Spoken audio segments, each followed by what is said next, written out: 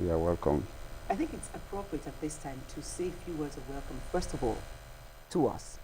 Thank you. First, let me welcome four of you first to State House for this brief media chat, and to use this introductory platform to appreciate Nigerians generally for supportive of government. The world is passing through a phase of history.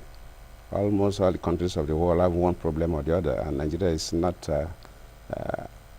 out of it. And still, with this kind of situation, since Nigerians are going about their businesses and economy has not collapsed, the social system is functioning. So I have to thank them, and also especially consider the fact that this is a political period, as you mentioned. I've been watching the campaigns for both parties, especially the two top political parties, and very colorful campaigns. Shows the interest Nigerians have for the electoral process. Even the governorship campaigns I've been watching on television, they've shown the interest.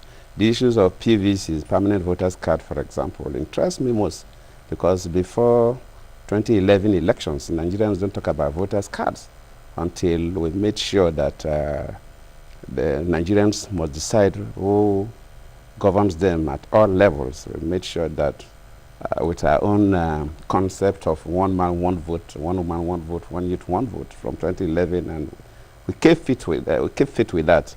Nigerians are now interested in having the voters card. So this thrilled me. But at the same time, one thing I've noticed that a bit worrisome is that a number of politicians are doing very well, but few people are doing things that, to me, is not the best. I always say that when you are coming for election, whatever office you want to hold, whether that of the president of the country or that of the governor of a state, there must be a nation before whatever you think you want to do could be materialized. If you want to develop the people, there must be the people before you can develop the people. If you want to fight corruption, there must be people before you fight corruption, because these are key tools being used for campaigns. But whatever your mission, you must have the people, you must have a nation. So we must not destroy Nigeria because of our political interests. But thank you for this evening. Well, we thank you most especially because, I mean, from my colleagues before we came in here, we're asking, okay, do you guys have an agenda? Do you have questions for us? And the Secretary of Media said, that's not what we're calling here for. We want you to come and ask your questions. So I must tell you that we are here with questions. I personally talked to the driver that brought me from the airport today, and I asked him what his thoughts were. He said he's confused. He doesn't know what to do. Why were the elections postponed? Was one of the first questions he asked. And will it still happen? So, and I think that's what's very uppermost in a lot of Nigerians' minds. So I guess my gentlemen friends have allowed me to be the first to fire the first salvo. So I would ask, what was the real reason for the change, of the dates? You would have heard, of course, reports in the media. Your opposition is of the opinion that shifting the elections was not in the nation's interest, and they described this as another political gimmick by you. What do you have to say with regards to this? People are not being fair to me. And I think the issue of rescheduling elections, I wouldn't want to say change of date for election. For the international community, I sympathize with them, because in Africa there are cases, a number of cases. I've been a leader in Africa for quite some time now. I've been handling such cases where governments reschedule election to extend tenure. So whenever you talk about rescheduling elections, they are a bit apprehensive that is there any attempt for the sitting president to extend his tenure?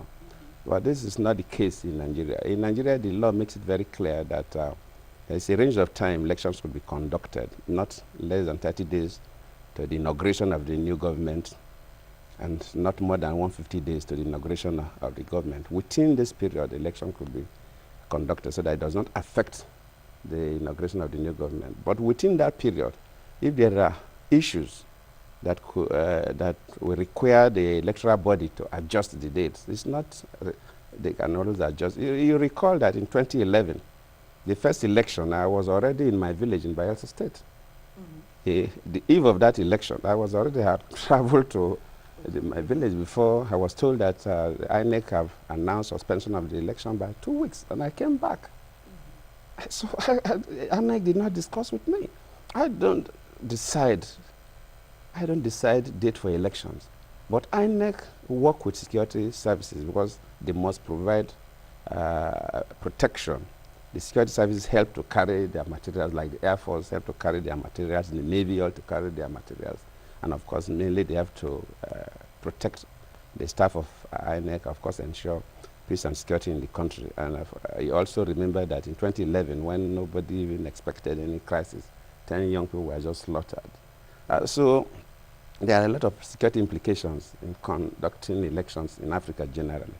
So if the security services, they did not consult me anyway, if they should tell INEC probably for one reason or the other, they should just within this period.